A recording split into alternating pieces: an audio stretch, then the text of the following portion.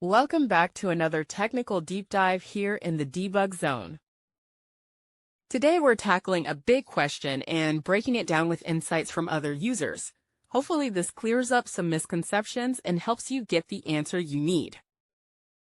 So buckle up, stay a little curious, and let's jump right in.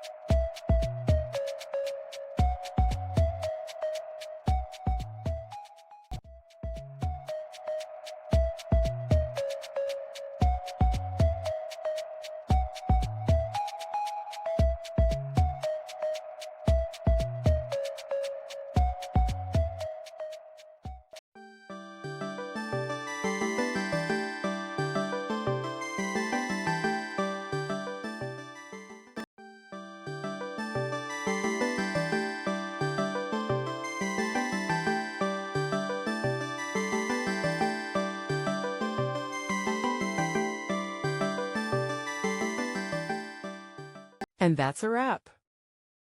I hope you found the answer you were looking for.